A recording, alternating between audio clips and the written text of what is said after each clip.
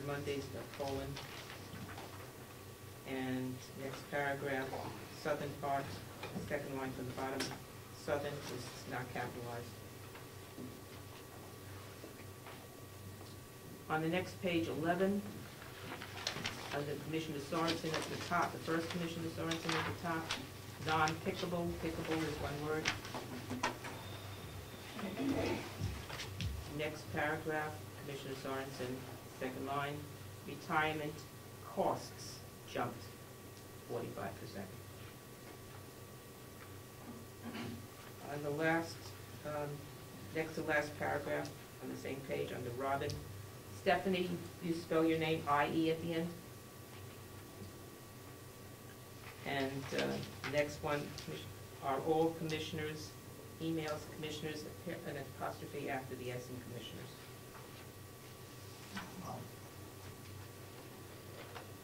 Again, on the next page 12, Stephanie's misspelled twice, 3 times.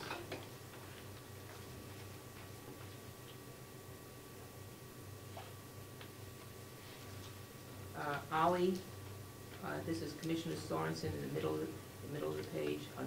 Starts with Robin and then goes to Commissioner Sorensen. Ollie is O-L-L-I.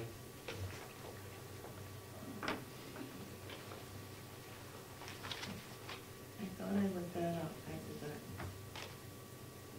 did not. It's an acronym, so. It is, you're right.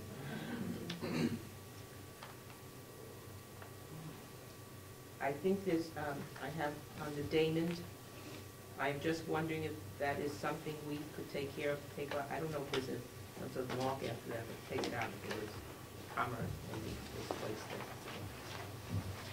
there. Page 13,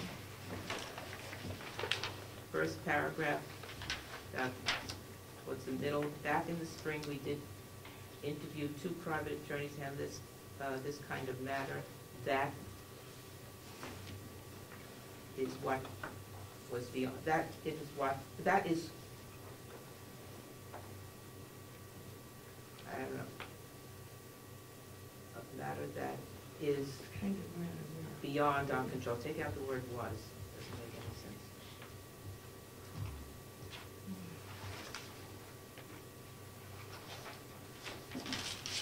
On page 14,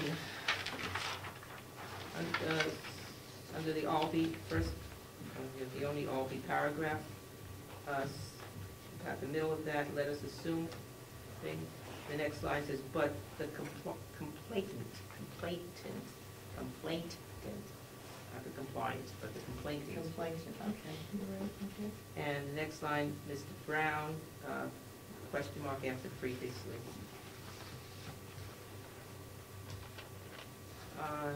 Next, page 15, Melissa is only 1S.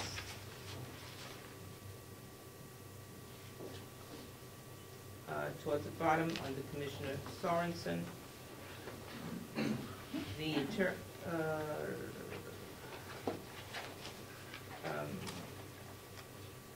to report to us, is it true? Question mark. Is it not true? Question mark. 2 different sentences.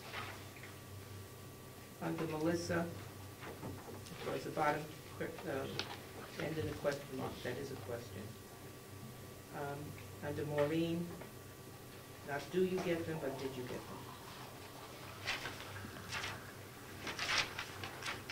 Next, page 16, under Commissioner Kenny at the top, why don't you ask for March and April? That's a question mark.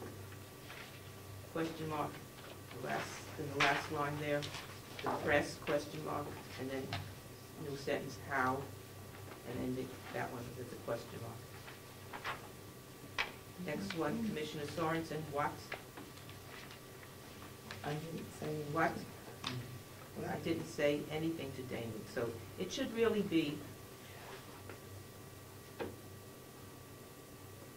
okay, make it just a comma, yeah, make it just a comma. Next one, under Albee, whatever you want, refer to, the last thing, just before refer to government oversight, The last line should say whatever you want, period. Okay, I gotta put Just in didn't have anything.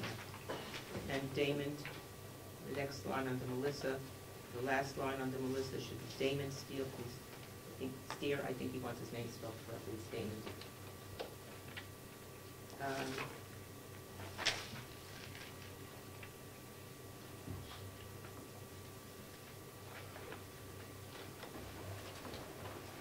Okay. Let's see, last page.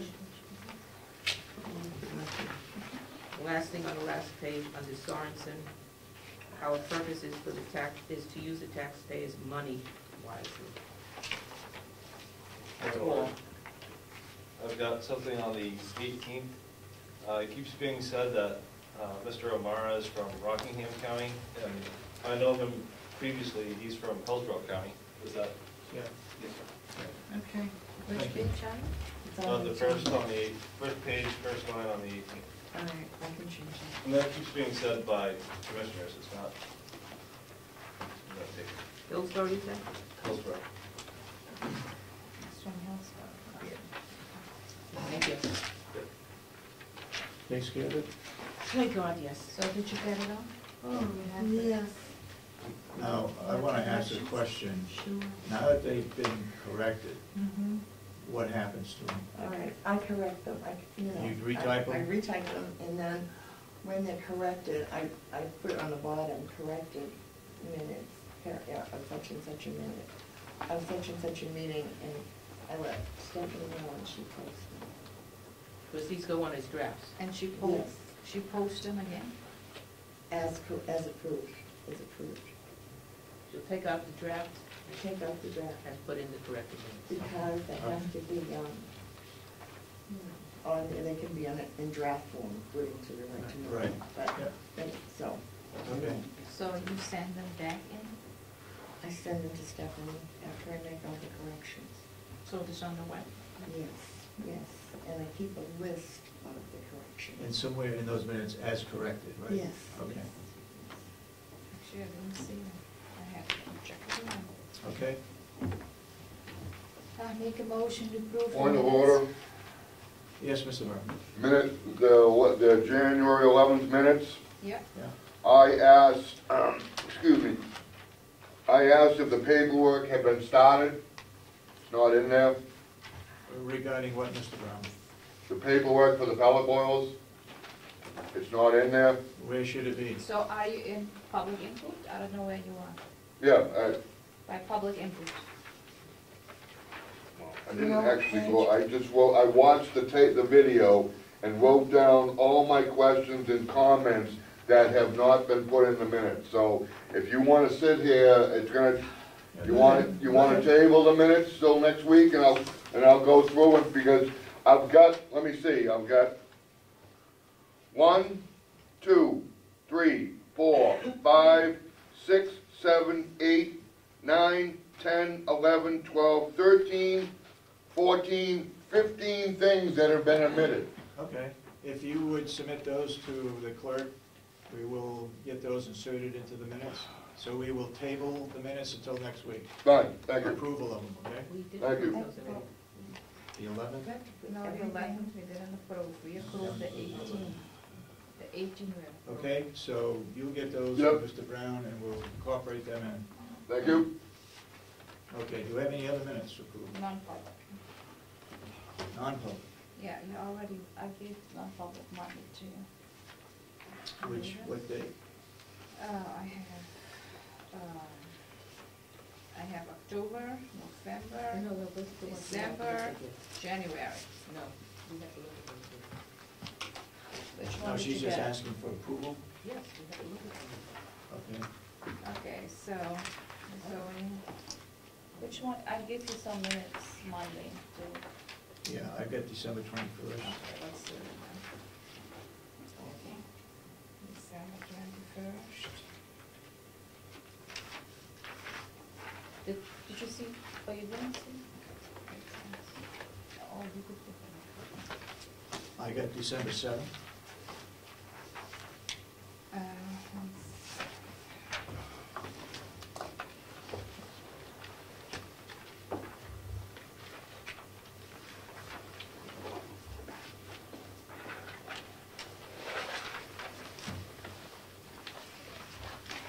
have approval for November 16th or November 29th? I have November 29th here, did you get that? I've got it. I have the 16, November 16. I have 2 of November, December, maybe 1. November.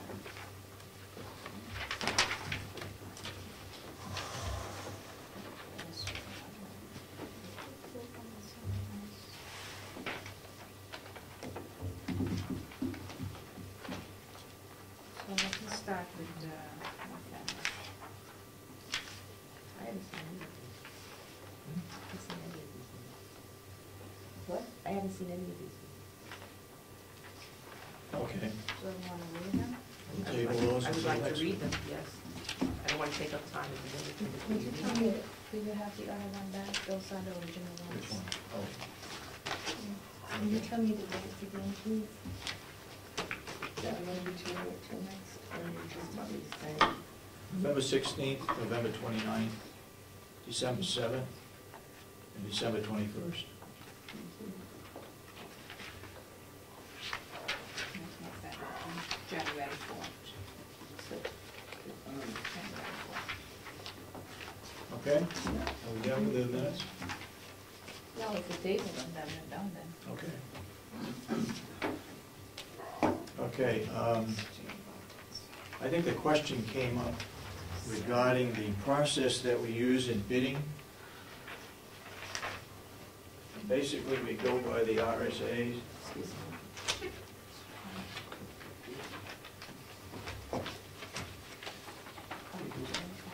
I'm still looking.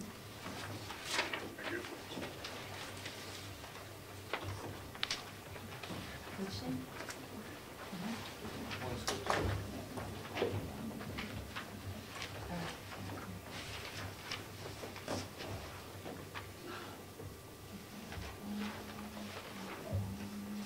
Does everybody, it's very simple to read. The second page is the actual wording in the RSA, section 28A. This is the process that we follow in, this is the process that we follow in sending out bids. Now, there are some situations whereby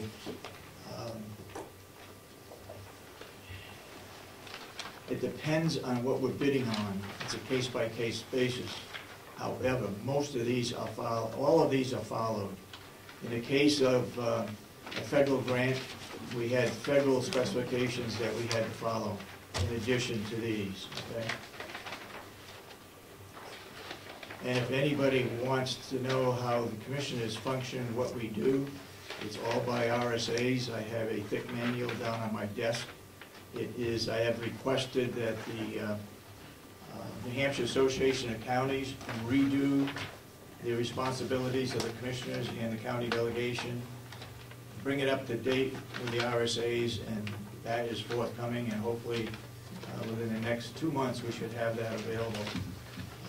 It's a case of going through all the RSAs and making sure that it pertains to county commissioners' responsibilities. Anybody have any questions on the bidding process? Yes, sir. Ed? What would be good to add to this for the public, for the future, is put a listing of what 3 qualified people you put the bid out to. What newspaper, I'm just saying on a sheet so you can, so people wouldn't have to ask the question again, that's all. It depends on, for example, the bidding for the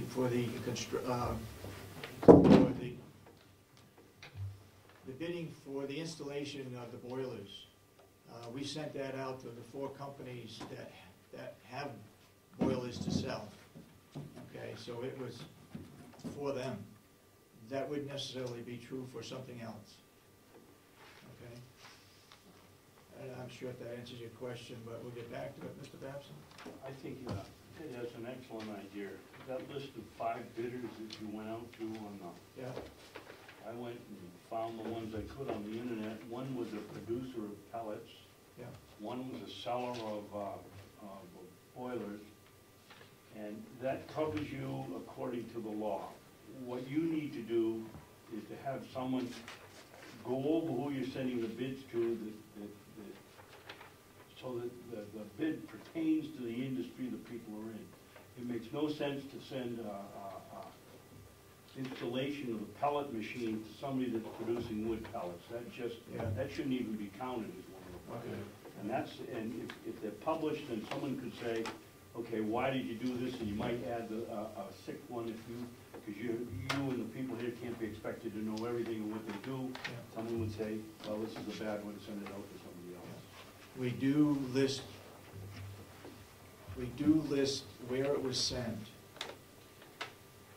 when we send a bid out. Okay, what papers it went into, whether it went into the Dodge report or didn't, with each individual bid that goes out. Okay, go ahead. Now, where is that information? I'm saying put that information on this, so if the public comes in, they can see what you did. You can say, Okay. this is what we did. We can try to add that. But you can't use that as a format for all bids, because bids are specific to a particular project that you're doing. So you can't, it's not universally going to be sent to those people all the time. So to put it on a sheet and say, this is what we do, is not the truth, because we don't do it all the time. I suppose what I mean is make it specific to whatever you're doing. That way, if somebody from the public comes in and has a question about the bid that you were working on, then you could just hand them this, so it's public information. It just makes it easier for the public to understand the process, that's all. I mean, This is what's required by law, okay? And if we're looking at a particular project, then there might be different qualified bidders or bidders that might bid on that particular project. We may have another project over here that these bidders wouldn't bid on over here. So this is general type, this is what we have to follow. So it depends on what we're bidding on as to where those bids go. I know what you're saying, and I asked the same question when this was handed to me yesterday. And it was a case where this is the general rules that we have to follow. And on particular projects, then it goes a little bit differently. I mean, you still get 3 bids, we send it out to those 3 that are in that category. Go ahead. does everybody in this room know what those five companies were? Does anybody know? Right off the hand? Well, not everybody knows. Yeah. I'm just saying, each time if you put this in writing, then people could easily follow it. I mean, you know, we wasted an hour and a half Okay. last week arguing these simple facts of just to be transparent to the county is just write it down so somebody can reference it and do that every time. That way there's no question. Okay, It saves time. okay. Yes, Mr. Brown? Can you show me where in the RSA, because you have the first bullet that you have is mail the RFP to at least 3 qualified bidders. Can you show me that, where it says that in the RSA? No, we can go in addition to the RSA, okay? Because there are also two sub-paragraphs to RSA 28A. Okay, And 28B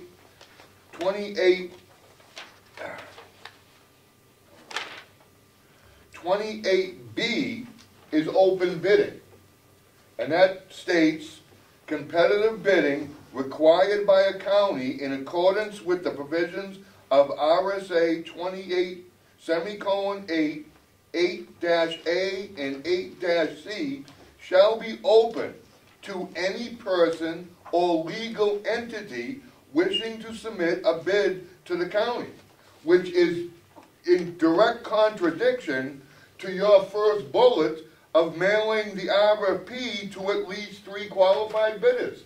That mailing the RFP to a specific 3 qualified bidders is not open to any person or legal entity. And the RSA clearly states that. okay. But the other 2 do pertain to that. Pardon me? The other two items on that list do pertain to open bidding.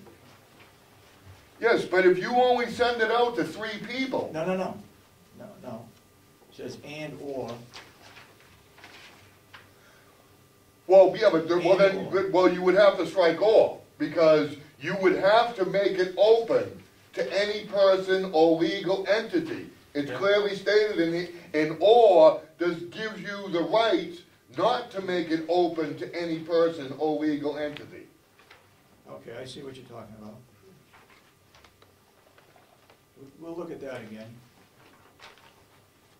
Yes, Mr. Babson? Mr. Brown has a very good point.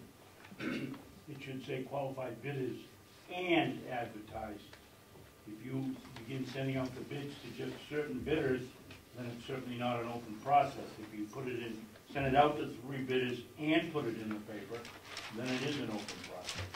And I think Mr. Brown has a good point. You should say and, not and or. Okay.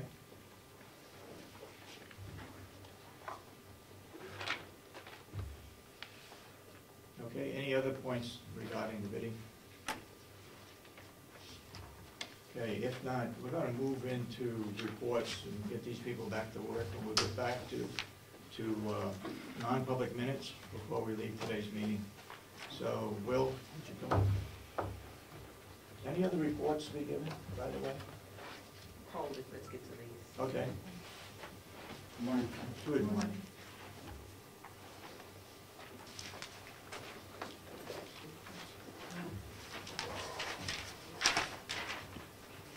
Just have a couple quick things. Again, we're continuing to bag wood. The tractor that I've been reporting on, the 2520, the small tractor, is almost done. We got it put back together last week, and it did fire up. Only I need to replace one of the injectors, which I'm hoping to get today, and that's just another matter of putting it in there and putting some lines back on. But that's been a good thing that it fired up, because that was the reason why we started this whole process back in the fall, was the fact the tractor wouldn't run in the first place. Firewood's still selling. I've got a cord out right now. He's going out to deliver right now as we speak. I got another cord or 2 going out at the end of the week. It's been lingering on. The sales have been lingering longer than I expected, which may lead to us having to process some more wood. We're getting I want to have a certain amount out there for the bagged wood, and we're getting awful close on that. So we may have to go, start processing more. We do have the logs, so that's not a problem. Next year, or the next season, we may need to consider increasing the firewood prices. I think that we're paying more money for the logs that we're getting in, so we need to make up that difference at a minimum. And then we also need to see what's going on in the market with everybody else. Pulpwood has been increasing, that's why our prices went up. And we need to make sure that we're up with everybody else Okay. on that. So If you could bring in 3 or 4 places where they're selling firewood, so we'd have some comparison. Yeah, the other thing I've noticed, and maybe it's me, and is certain times of the year, private vendors will charge a certain amount, and then like soon as snowfall comes, they jack up the price by $25 to $50 a cord. We don't tend to do that because I get a call from someone saying you need fueling assistance. In October, they got to fill all their paperwork out, so they go with us, they fill out their paperwork, they don't get approved till end of December, January. To me, all of a sudden, just because we got snow, we shouldn't be jacking up the price when we've already told them back in October what our price is. So I'd rather change our price in the summertime going into the next season and keep it the same for the whole season for those people that are in that circumstance. And the last thing I have on the list is that we've been going through a lot of salt and sands and spending a lot of time on the parking lots. Obviously, the weather has been very rainy and icy and mix of snows. We got another system coming in, it looks like Thursday night. It's been consuming a lot of our time. I think not only the weather has played a big part of how much we're using, but also the the volume. We have a lot more surfaces that we're covering now than what we did in the old building, and that's contributing to a lot of the consumption also, I believe. But just wanted to let you guys know that we are going through some, and we are spending a lot of time on parking lots. Okay. What have you got going on that keeps your farm crew busy other than shoveling sidewalks and sanding? The firewood, the bagged wood, Bagged wood. in between delivering. I have that employee bagging wood, and then the other one is cleaning up sidewalks and things. We're also been working on the tractor, staying on top of the water and sewer things that still need to go on throughout the seasons. Regarding the sewer, I believe, did we purchase that heater? No, we haven't purchased it. Because that's in this year's budget. Exactly. Okay, okay. Anybody got any questions? Are you doing any preliminary work on farm day? We have a meeting, I want to say it's, I didn't even look at, I want to say it's the 30th. I have to look on the board, I forget. We were supposed to have one earlier in the month, and then he canceled it and rescheduled it to have a meeting, and we have an agenda that we want to talk about at each of the next 4 or 5 meetings that we have with that. Okay. Regarding that, I think you want to talk with Sandy probably before that meeting. I think she, in the 501c3 group, has some ideas that they want to pass by you. Who's the gentleman I was going to contact? Mr. Lynchko. Lynchko, has he talked with you? I've been communicating with them. I've let them know what days we're having the meetings. I've invited them to come to the meetings with us to talk about their ideas, so that some of our ideas don't clash with their ideas, that we all kind of work out together. So I have kept him in, when he called, I informed him about what I know so far. Okay. Okay. Do we have any pigs left? Yes, we have 2. I had them 3 weeks ago.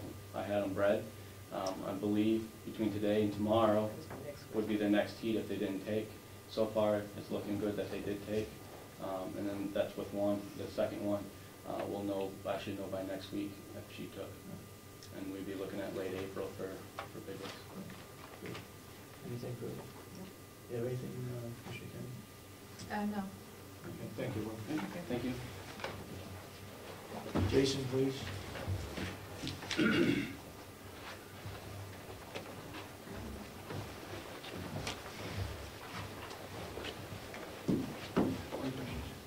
Good morning.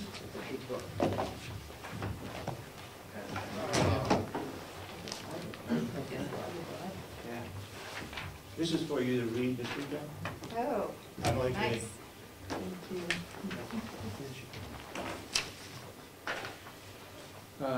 This morning, we had 48 inmates in-house, 1 weekender, 9 transfers, 4 on electronic monitoring, 15 out on pretrial release for a total population of 77. Took in 12 inmates last week, 7 were repeaters and released 11 of them. The repeater charges, 1 came in for violation of probation, booked 7 times in 5 years. 1 for criminal threatening, simple assault, ×2 in protective custody, booked 19 times in 13 years. 1 for an electronic bench warrant, booked 9 times in 18 years, I'm sorry. 1 for simple assault, booked 3 times in 8 years. 1 for DUI, booked 3 times in 11 years. 1 for an electronic bench warrant, booked 4 times in 6 years. 1 for operating after suspension, booked 2 times in 2 years. As requested, the bench repair RFP was submitted to the business office last week to be sent out. I submitted the annual report to the business office. The report that former Representative Wiley requested is nearly complete. We should have that data for you next Wednesday. As you have the new policies and procedures, we could kindly review those and approve those. Those have already been critiqued by the legal counsel that we hired. Is that what, did I do that? Have I looked at those already? No, this, Oh, that? yeah. Yeah.